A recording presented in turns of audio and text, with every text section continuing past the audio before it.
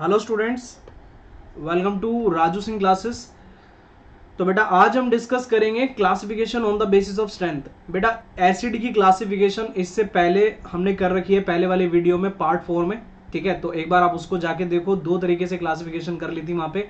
आज third part है classification on the basis of strength. तो अब हम ये सीखेंगे कि स्ट्रेंथ के बेसिस पे किस तरीके से क्लासिफिकेशन की जाती है।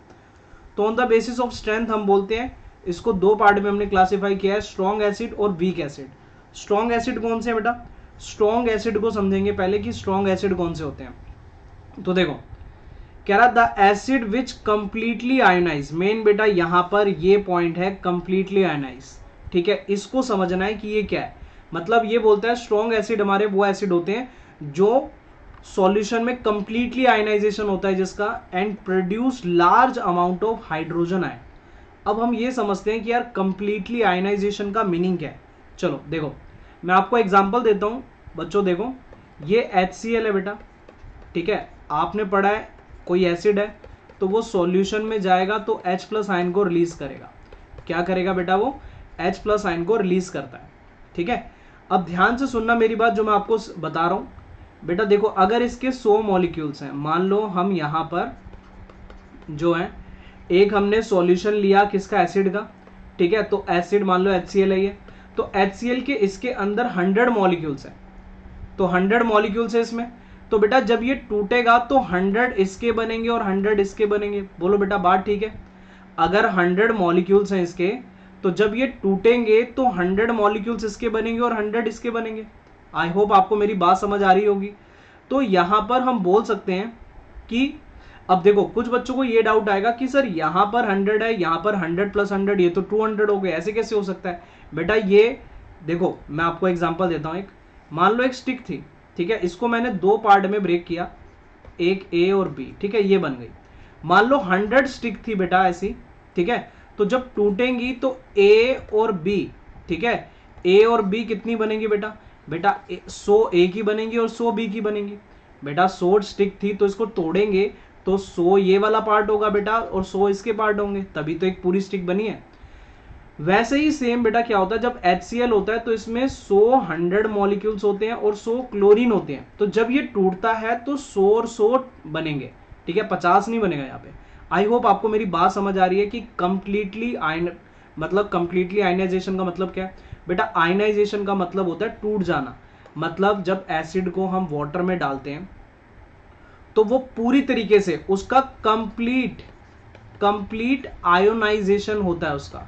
आयोनाइजेशन का मीनिंग क्या है बेटा? आयोनाइजेशन का मीनिंग है ब्रेक होना। मतलब अगर आपने 100 मॉलिक्यूल लिए तो लगभग 100 के 100 टूट जाएंगे। अब जरूरी नहीं है कि हमेशा 100 ही टूटे, हो सकता है 90 भी टूट सकते हैं, 95 99 भी टूट सकते हैं। तो हम मान के चलते हैं कि ऑलमोस्ट पूरा टूट रहा है, ठीक है। तो बेटा स्ट्रॉन्ग एसिड कौन सा होगा? हम बोलेंगे स्ट्रॉन्ग एसिड हमारा वो एसिड है जब हमने उसको क्या करा बेटा? वाटर में डाला। तो वाटर में डालने के बाद उसने क्या करा, ठीक है, मतलब वो कंप्लीट आयोनाइजेशन हो गया उसका, ठीक है। आई होप आपको समझ आ गया होगा अब कि कंप्लीट आयोनाइजेशन का मीनिंग क्या है यहाँ पर, ठीक है। चलो तो देखो यहां पर हम क्या बोल सकते हैं इसको। तो कह रहा है to produce large amount of hydrogen ion are called strong acid. तो उसे हम क्या बोलते हैं बेटा? स्ट्रॉन्ग एसिड बोलेंगे। समझ आ गया ना बेटा ये कंप्लीट आयनाइजेशन का मतलब? आई होप आपको क्लियर हो गया होगा, ठीक है। अगर ये समझ आ गया तो एग्जांपल देखो, जैसे HCl हो गया, H2SO4 हो गया, HNO3, ये हमारे स्ट्रॉन्ग एसिड्स हैं, ठीक है। तो ये तो एग्जांपल वही है जो मैंने अभी आपको दिया, ठीक है। अब हम समझेंगे बेटा यहां पर एक चीज। तो बेटा यहां पर अगर आप ये इक्वेशन देखो तो इसमें ये जो है ये सिंगल एरो है, ठीक है। डबल एरो भी होता है, डबल एरो इस तरीके से होता है। अभी इसका मीनिंग भी समझाऊंगा, डबल एरो का मीनिंग क्या है और सिंगल एरो समझते हैं। कहता single arrow indicates that hydrochloric acid is completely ionised. तो सिंगल एरो कहता है बेटा कि हाइड्रोक्लोरिक एसिड का क्या है? कंप्लीट आयनाइजेशन हुआ। मतलब ये एरो रिप्रेजेंट करता है कि रिएक्शन कंप्लीट हो गई है। अच्छा रिएक्शन कंप्लीट कब होती है? जब हमारा रिएक्टेंट कंज्यूम हो जाए, जब रिएक्टेंट खत्म हो जाए तो रिएक्शन क्या हो गई है बेटा? कंप्लीट हो गई है, ठीक है। समझ आया? तो इस तरीके से हम बोलते हैं कि कंप्लीट, अगर कंप्लीट आयनाइजेशन होता है तो उसका मतलब क्या है? रिएक्शन कंप्लीट हो चुकी है, रिएक्टेंट आपका खत्म हो चुका है ऑलमोस्ट, ठीक है। अब नोट देखो, नोट में एक पॉइंट बता रहा है। अब यहां पर एक कंफ्यूजन रहती है बच्चों को एक कॉन्सेंट्रेटेड एसिड और एक स्ट्रॉन्ग एसिड। बहुत सारे बच्चों को ऐसा लगता है कि भाई कॉन्सेंट्रेटेड एसिड और स्ट्रॉन्ग एसिड एक ही चीज है। बेटा मतलब दोनों का अलग अलग होता है, ठीक है। कॉन्सेंट्रेटेड एसिड अलग है। कॉन्सेंट्रेटेड एसिड के बारे में मैंने आपको वीडियो 4 में बताया था, एक बार आप उसमें जाके भी देख सकते हो। यहां पर देखो क्या डिफरेंस है। कह रहा था word strong refer to degree of ionisation. अभी जो हम स्ट्रॉन्ग पढ़ रहे हैं उसका मतलब है डिग्री ऑफ आयनाइजेशन, कि किसी एसिड की क्या टेंडेंसी है, ठीक है, ब्रेक होने की टेंडेंसी क्या है, उसे हम बोलेंगे कि वो है क्या, डिग्री ऑफ आयनाइजेशन, ठीक है। तो स्ट्रॉन्ग का मतलब बेटा क्या है, टूटने की टेंडेंसी, ठीक है। सिंपल लैंग्वेज में क्या बोल सकते हैं, कोई एसिड है बेटा कितना अमाउंट में ब्रेक हो रहा है, उस टेंडेंसी को हम क्या बोलते हैं, ठीक है, स्ट्रॉन्ग एसिड बोल सकते हैं। Not to be concentration of acid, तो बेटा स्ट्रॉन्ग एसिड का मतलब कॉन्सेंट्रेशन से नहीं है। कॉन्सेंट्रेशन का मीनिंग है बेटा amount of water present in acid, मतलब कि किसी एसिड में कितना वाटर है या कितना कम वाटर है, उसको हम रिप्रेजेंट करते हैं किसे, कॉन्सेंट्रेशन से, कॉन्सेंट्रेटेड एसिड और डाइल्यूट एसिड से, ठीक है। तो कॉन्सेंट्रेशन की जब भी बात करनी है तो वहां पर वाटर से मतलब है कि पानी कम है या ज्यादा है, वो देखा जाता है। लेकिन ध्यान रखना बेटा, जब स्ट्रॉन्ग वर्ड की बात आ रही है, strong means degree of ionisation, means कि भाई उसके टूटने की कैपेसिटी कितनी है। मतलब ये मैं यहां पे कह रहा हूं आपको कि बेटा स्ट्रॉन्ग से हमें मतलब नहीं है कि उसमें पानी कम है या ज्यादा है, हमें उससे कुछ नहीं लेना देना। बेटा हमें ये देखना है कि क्या वो पूरा टूट रहा है। अगर वो पूरा, ऑलमोस्ट भी बोल सकते हैं, अगर वो ऑलमोस्ट टूट रहा है तो हम बोल सकते हैं कि वो स्ट्रॉन्ग एसिड है। अब उसमें पानी कम है, ज्यादा है, कुछ भी है, उससे हमें कुछ मतलब नहीं है। आई होप आपको मेरी बात समझ आ गई होगी। कॉन्सेंट्रेशन, बेटा मैं दोबारा रिपीट कर रहा हूं, कॉन्सेंट्रेटेड एसिड, ठीक है, अलग चीज है, ठीक है, और स्ट्रॉन्ग एसिड अलग चीज है। देखो आपसे एग्जाम में पूछेगा तो नहीं ये सब चीजें, लेकिन आपको पता होना चाहिए ना, नॉलेज होनी चाहिए। ऐसी थोड़ी आप कुछ भी याद करते जाओगे, ठीक है। तो दोनों में डिफरेंस पता होना चाहिए। नेक्स्ट देखो आगे अगला पॉइंट, नेक्स्ट आता है strong acid have a high electrical conductivity because of high concentration of hydrogen ion. तो ये एक नया पॉइंट है कि स्ट्रॉन्ग एसिड का मतलब है बेटा, स्ट्रॉन्ग एसिड का मतलब है हाई कंडक्टिविटी, ठीक है, हाई कंडक्टिविटी। क्योंकि देखो क्या होगा, अभी मैंने आपको बताया कि भाई जो स्ट्रॉन्ग एसिड होगा वो कंप्लीटली आयनाइज होगा, तो सॉल्यूशन में बहुत सारे आयंस रिलीज करेगा। अगर आयंस ज्यादा होंगे तो जो इलेक्ट्रिकल कंडक्टिविटी होगी वो भी हाई होगी। या आपने इलेक्ट्रिसिटी चैप्टर में पढ़ा हुआ है, अगर नहीं पढ़ा है तो बेटा पूरा चैप्टर मैंने कंप्लीट कर दिया है with NCERT questions, all NCERT questions बेटा उसमें क्या है पूरी तरीके से सॉल्व है। एक बार आप जाओ, ठीक है, प्लेलिस्ट बनी हुई है, चैनल पे जाओ, ठीक है, और उस पर देखो। तो आई थिंक स्ट्रॉन्ग एसिड सबको क्लियर है। स्ट्रॉन्ग एसिड में बस बेटा एक वर्ड ध्यान रख लो, कंप्लीट आयनाइजेशन, बस। तो वीक क्या होगा, वीक में क्या बोल देंगे बेटा, जिसका कंप्लीट आयनाइजेशन ना हो, मतलब जिसका पार्शियल आयनाइजेशन हो। अब हम ये समझेंगे कि ये पार्शियल आयनाइजेशन का मीनिंग क्या है। चलो एग्जांपल लेते हैं फिर समझते हैं। सॉरी, देखो बेटा, जैसे ये एसिड जो है आपका CH3COOH, ये है बेटा हमारा एसिडिक एसिड।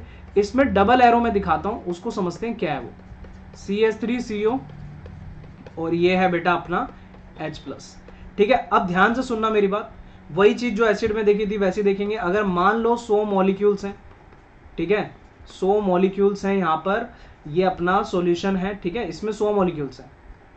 तो 100 मॉलिक्यूल्स हैं, तो इसमें से क्या होगा बेटा, जो वीक एसिड होते हैं उसमें क्या होता है बेटा, उसमें सिर्फ कुछ पार्ट ही उसका टूटता है, ठीक है। तो यहां पर हम बोलेंगे सिर्फ 5 पार्ट इसका टूटा, मतलब इसमें से 100 में से 5 निकल गए, तो 95 ये बचे और 5 ये बन गया, 5 ये बन गया। अब ये 5 क्यों बना बेटा, आई होप आपको समझ आ गई होगी बात, ठीक है, क्योंकि इसमें बेटा 5 ये थे, 5 ये थे।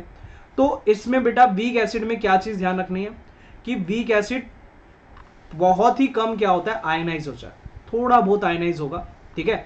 अब वीक एसिड में एक नई चीज मैं आपको बता रहा हूं, ध्यान दो बेटा। वीक एसिड में क्या चीज ध्यान रखनी है एक और, ठीक है। तो हम बोलते हैं कि वीक एसिड में क्या होगा, weak acid contain both reactant and product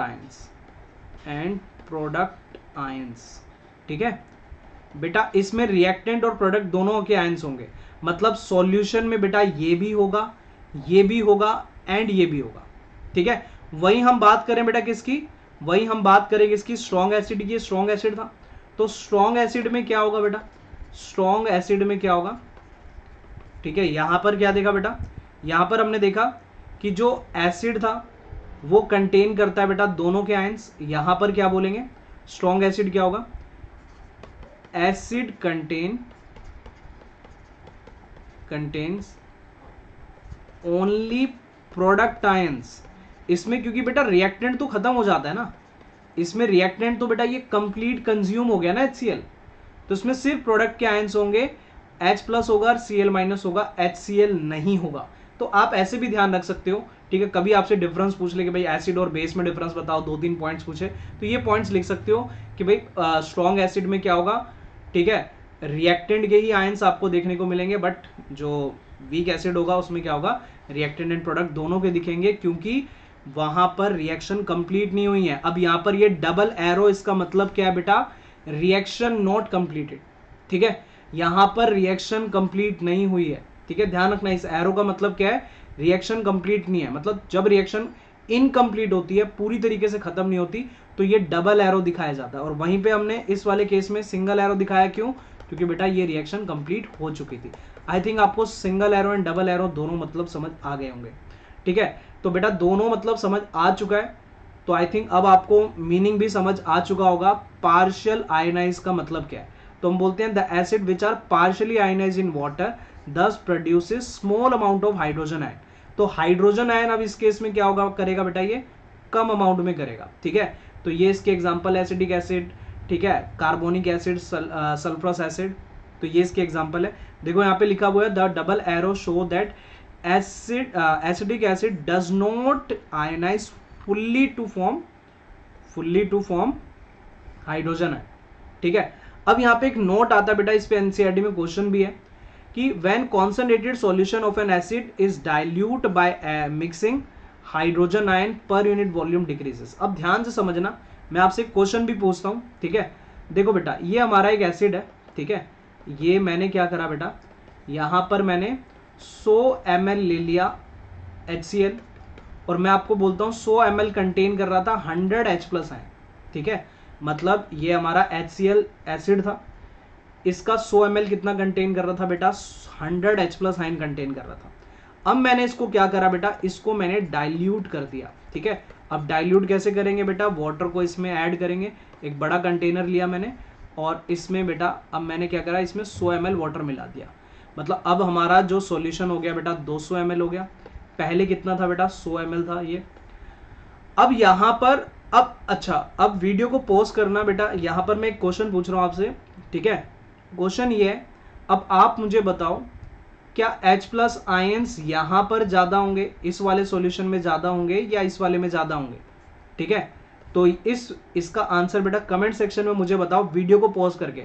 देखो बेटा क्या होता है, अगर आप ऐसा करोगे तो इससे क्या होता है, अगर आप क्वेश्चन गलत भी करोगे तो ये आपको हमेशा के लिए याद हो जाएगा, हाँ यार मैंने कमेंट किया था और मेरा गलत हो गया था, ठीक है। तो गलती करना भी जरूरी है। बहुत सारे बच्चे क्या करते हैं, पहले ही आंसर देख लेते हैं, तो बेटा उसका कोई फायदा नहीं है।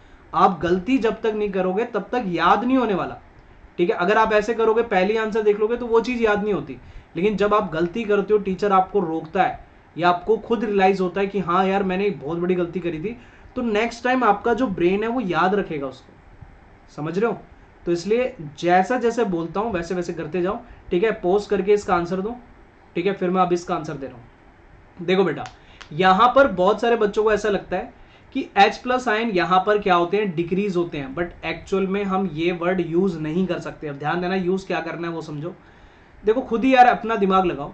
मैंने क्या बोला कि इस सॉल्यूशन में 100 H+ आयन थे, यहाँ पे 100 H+ आयन थे, तो बेटा इसमें पानी डालूंगा तो इसमें भी क्या होगा, इस 100 ml में कितने थे बेटा, 100 H+ आयन थे।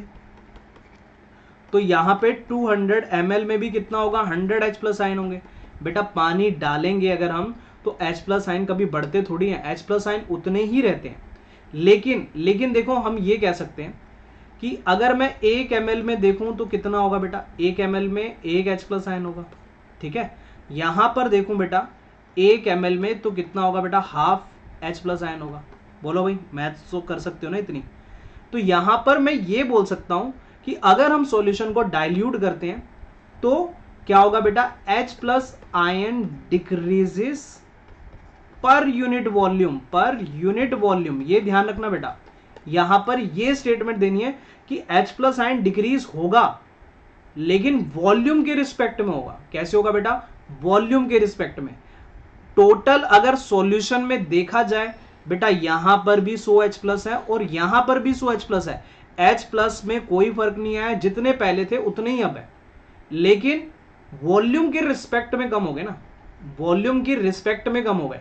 जैसे मैं आपको एग्जांपल देता हूं बेटा, पानी में 1 चम्मच चीनी घोल के पियो, ठीक है, पानी में 1 चम्मच चीनी घोल के पियो और उसी वाटर में, उसी ग्लास में, उतने ही पानी में आप आधा चम्मच घोल के पियो, ठीक है। यहां पर मैं क्या कह रहा हूं बेटा, सॉरी उल्टा एग्जांपल दे दिया मैंने, ठीक है, दोबारा देता हूं।